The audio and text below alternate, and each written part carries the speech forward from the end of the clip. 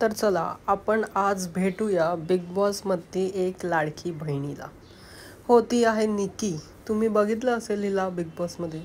हे सगळे rules break करत असते. हिचे हे मित्र आहेत खास, त्यांच्यासाठी पण वेगळे रूल्स आहेत.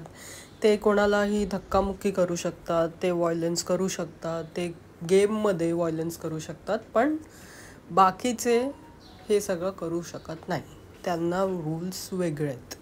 कळलं का? ही बिग बॉसची लाडकी बहीण आहे.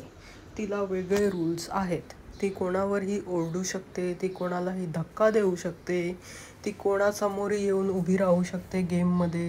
आणि हे सगळं तिचं स्ट्रॅटर्जी म्हणून असतं. म्हणजे तिला हे सगळं अलाउड आहे. दुसऱ्यांनी जर हे सगळं तिच्याबरोबर केलं तर त्याला सजा किंवा शिक्षा किंवा जेल हे सगळं होऊ शकतं. कारण निक्कूताईला प्रॉब्लेम येता कामा नये. का ते कोणालाही माहीत नाही.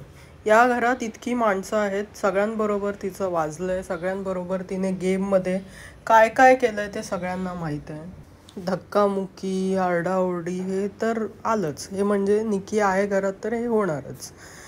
पण सगळ्यांनी कितपत हे सहन करायचं आणि आर्याचं बाहेर जाणं, तिला बाहेर काढणं, हे खरंच बरोबर होतं का? आर्याने तिला कानाखाली वाजव हे असं आपल्याला सांगायला येतं, कारण आपल्याला ते बघायला मिळालं नाही, कारण तो व्हायलन्सचा पार्ट आहे. आणि आत्तापर्यंत जे काही निक्कीने केलं आहे, ती आर्यासमोर येऊन उभी राहिलेली. खूप सारे टास्क असे झाले जेव्हा ती दुसऱ्यांसमोर येऊन उभी राहायची, असं तुम्ही बघू शकता या स्क्रीनशॉटमध्ये. तेव्हा ते दाखवलं जातं कारण तेव्हा ती व्हायलन्स नसते. बहुतेक तिने कानाखाली वाजवलीही असेल. मला नाही माहीत तिने काय केलं एक्झॅक्टली, पण तुम्हाला वाटतंय की आर्याला याच्यासाठी बाहेर काढायचं हे योग्य डिसिजन होतं?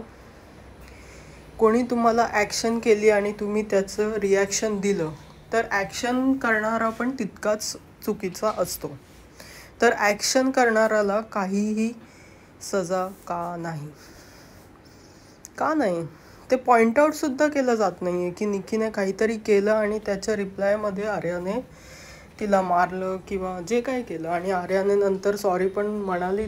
ती मनातून नाही म्हणत होती, पण तरी पण ती म्हणाली सॉरी.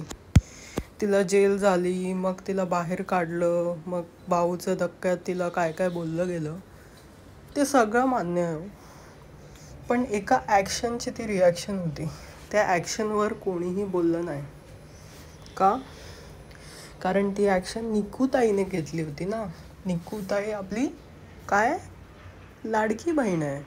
तर तुम्ही मला कमेंट्समध्ये नक्की सांगा की तुम्हाला आर्याची एक्झिट ही बरोबर वाटली की तुम्हाला वाटलं की हे अनफेअर होतं.